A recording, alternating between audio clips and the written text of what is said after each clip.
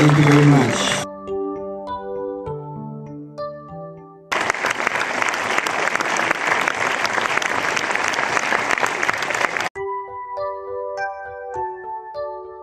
Did you like the film?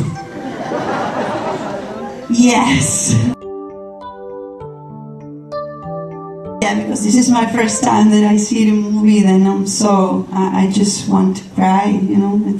It's beautiful to be here, it's beautiful to do this movie, and I can't speak, sorry.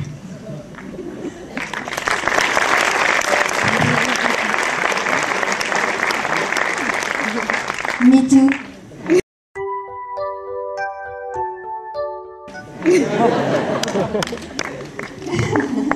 No, bravo, veramente bravo e brava. Grazie.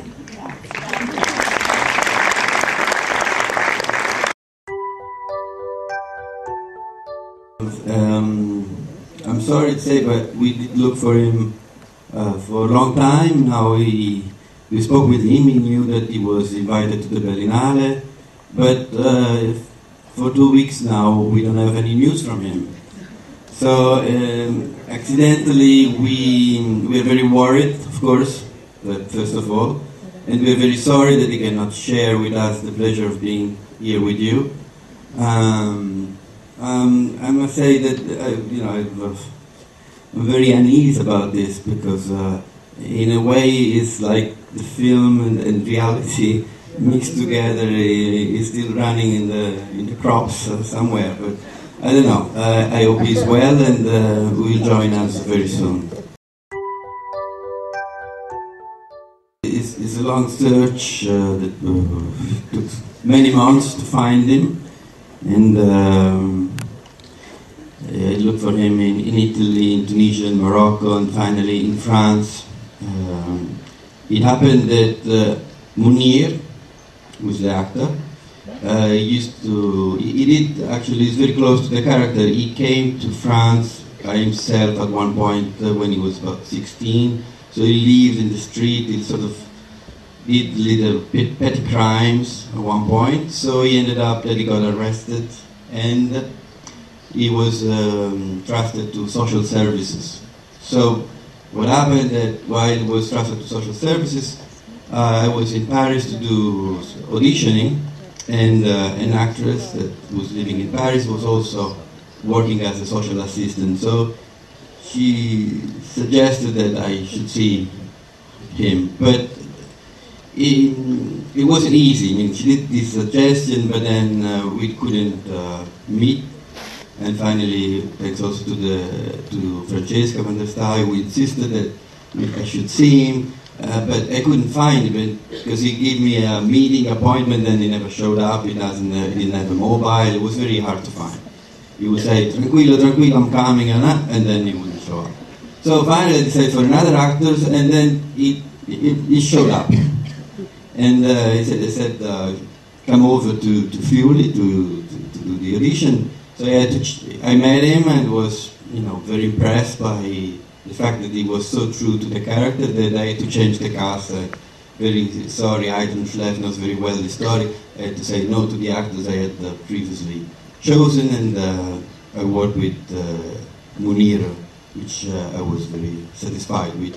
I guess you have seen, he never acted before in his life, but he was going through the script saying, "Oh, this is good, this is not good, this is, I can say this," and would adapt also the script to, and I would follow him because I knew that nobody else could tell his story better than him, because he knew exactly what it felt like to be in his condition. So when I found that his suggestions were right, I would say he's an uncredited screenwriter in a way, at least in the dialogue.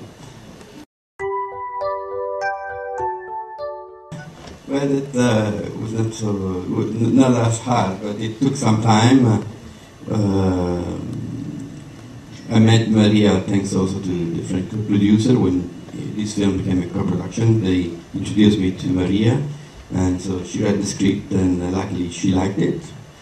And I found she was just perfect for the role of Anna, because I found that the role of Anna was hard, because it's a character that could be also unsympathetic to the audience because she changed.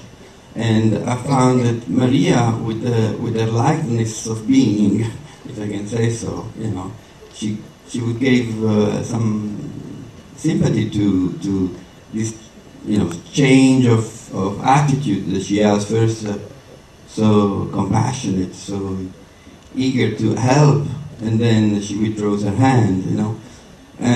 But she does it in such a gentle way, in such a, you know, loving way that you can't really judge.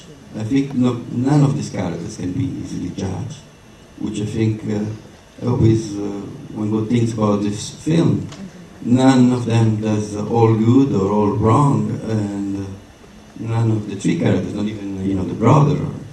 So it needed actors like them to make believe that this was possible. And Antonia also is also quite true to the character, because I'm not really, I don't watch television very often, I must say. But it happened that I switched on the television and she was in a TV movie, and I was impressed because I'd never seen her before.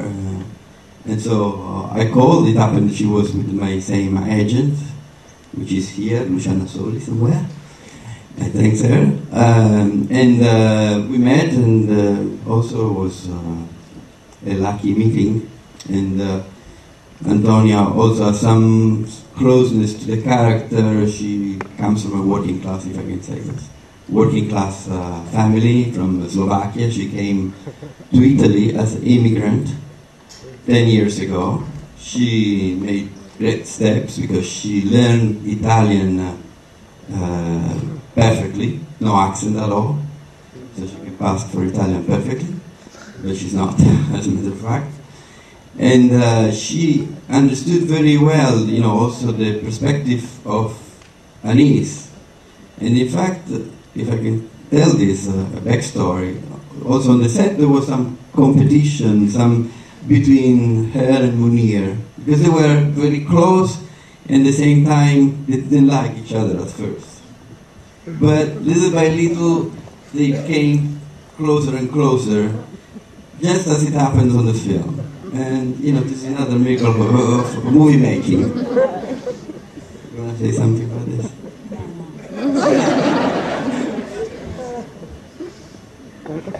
Yes, please go ahead.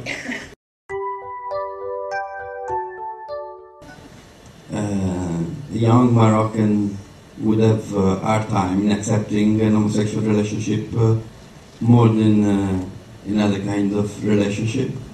And we work on conflicts. So in a way, I found that this kind of conflicts, taking three different people that all are different from society, or they have some kind of marginalization, I don't know if this is an English word, but I hope you understand what I mean. So they, in a way, they're all children of a lesser God to society, but at the same time they have a hard time getting together because of the difference between them.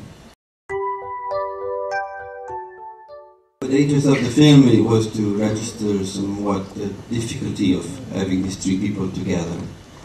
So at the end, it could end many ways. You know, they separate, but we don't know, they could get together again or split.